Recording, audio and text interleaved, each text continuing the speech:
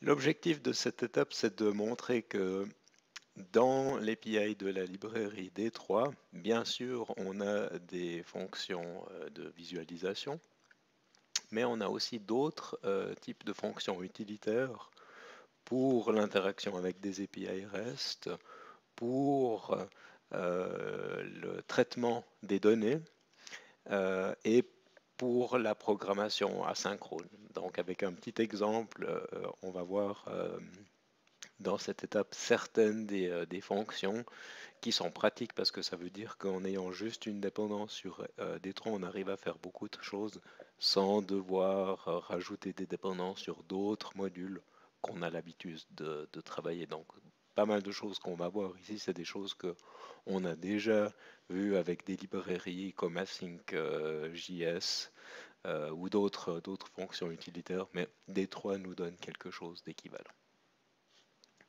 Donc on va regarder rapidement la documentation. Donc ici je suis sur la documentation de l'API D3 et puis on voit ici qu'on a toutes ces catégories de, de fonctions. Et on ne va pas dans la série de webcasts avoir le temps de présenter tout, mais on va commencer à regarder justement les fonctions de base. Donc, première chose qu'on va utiliser ici, on voit qu'on a cette fonction de queue. C'est vraiment quelque chose qu'on va pouvoir utiliser pour écrire et coordonner nos tâches asynchrones. Si vous avez utilisé async.js, vous allez reconnaître pas mal de choses. C'est une version simplifiée de async.js, ça veut dire qu'on ne va pas travailler avec des promesses, on va travailler avec des callbacks. Mais pour le petit exemple qu'on va faire, ça va très bien aller. Donc ça, c'est le premier module.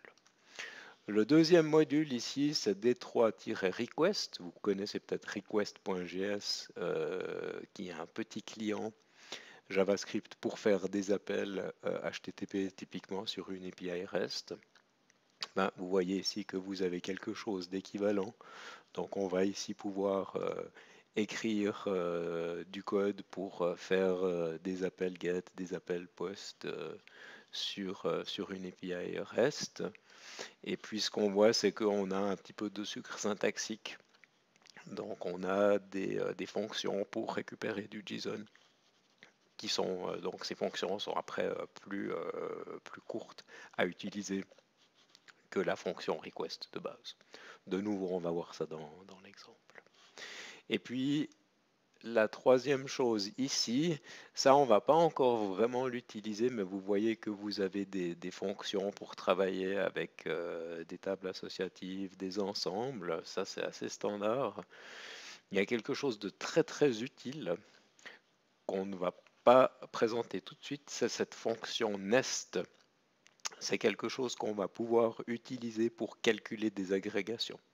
Donc, dans le monde relationnel, c'est typiquement quand vous avez des requêtes SQL où vous faites des selects, des groupes by et que vous calculez des agrégations comme des valeurs moyennes, des sommes ou des comptes d'éléments.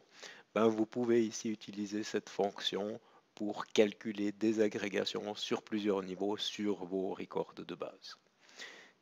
Dans la série de webcasts précédente, quand on a présenté Kibana et Elasticsearch, on a vu qu'on pouvait calculer des agrégations du côté serveur. Donc c'est là aussi où vous allez de temps en temps déjà recevoir des données prêtes à utiliser. Mais donc c'est intéressant de savoir que dans D3, on va aussi avoir ces fonctions à disposition pour préparer nos données et les mettre en forme. Dernière chose, ça on le verra après, c'est les fonctions de sélection. Donc je vais venir dans l'IDE et puis on va regarder ici ce script que je suis en train de préparer. Donc de nouveau pour le moment aucune visualisation. Donc qu'est-ce que j'ai ici? Vous voyez que j'ai défini une fonction que j'ai appelée do_this qui reçoit un callback. Et puis là, je simule un traitement asynchrone, mais en fait, je vais tout de suite invoquer mon callback, je vais dire qu'il n'y a pas eu d'erreur et je vais renvoyer mon résultat. Même chose pour doDate. Donc ça, c'est évidemment juste pour pouvoir illustrer la fonction de la coordination de mes tâches asynchrones. Et puis là, j'ai une vraie tâche asynchrone pour charger les données. Et vous voyez que là, j'utilise D3.json, qui est le sucre syntaxique pour utiliser D3.request. Et évidemment, qu'est-ce que ça veut dire? Ben, ça veut dire je vais ici faire un appel HTTP sur mon backend via l'API REST. Et puis je lui passe le callback que j'ai reçu, ce qui fait que quand les données seront à disposition, eh bien D3 va passer les données ou l'erreur à callback. Donc si j'ai plusieurs fonctions asynchrones, on peut imaginer que pour certaines visualisations, on doit chercher plusieurs fichiers JSON ou des fichiers CSV, ou qu'on doit lire des trucs sur le système de fichiers. J'ai la possibilité après de les coordonner ici grâce à D3.q. Donc on avait vu ça, c'est un petit peu l'équivalent, c'est une version simplifiée de async.js. Et je lui dis, bah alors tu vas faire cette première tâche asynchrone, tu vas aussi faire celle-ci, tu vas faire celle-là, et puis tu vas attendre que toutes les tâches soient terminées. Si vous allez regarder la documentation de Q, vous allez voir que vous avez la possibilité de contrôler le degré de concurrence, donc combien de ces tâches sont exécutées en même temps.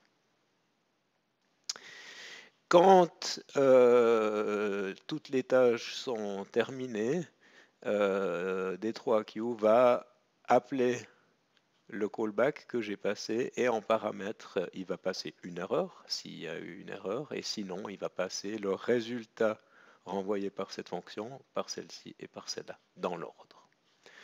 Donc vous voyez que ici, je vais pouvoir exploiter les données. Donc je vais ici récupérer le résultat de la première tâche asynchrone, de ma tâche asynchrone load data et puis de la deuxième. S'il y a une erreur, je l'affiche. Sinon, eh bien, je vais avoir ici mes données. Donc ça, c'est les données JSON qui viennent de l'API REST. Alors, on va regarder ce que ça donne dans le navigateur. Je vais venir ici, je vais effacer ma console et puis je vais mettre un breakpoint ici et je vais recharger la page. Donc on voit qu'on est arrivé dans cette section du code et puis vous voyez que maintenant j'ai accès à data qui est un tableau et ce tableau d'objets c'est bien les données qui viennent de mon API REST, donc qui sont dans le moteur, dans l'espace de stockage Elasticsearch. Donc là, on voit les contributeurs du projet Spring Source que j'ai analysé. C'est ce que j'ai ici. Si j'appelle directement mon API REST, vous voyez que ça correspond. OK. Donc avec ça, on a commencer à écrire notre code. On voit aussi, si je viens ici, que j'ai un objet D3 à disposition. Donc le but de cette étape, c'était aussi de montrer que pour pouvoir commencer à découvrir D3, c'est très pratique d'utiliser le debugger. On va voir dans l'étape précédente que on peut manipuler, faire des sélections dans notre DOM, qu'on peut ensuite manipuler cette sélection. Et vous voyez ici, c'est ce que j'ai fait avec, avec cette instruction. J'ai modifié le DOM. Donc là, je l'ai fait rapidement sans expliquer. On va parler de ça plus en détail dans l'étape suivante.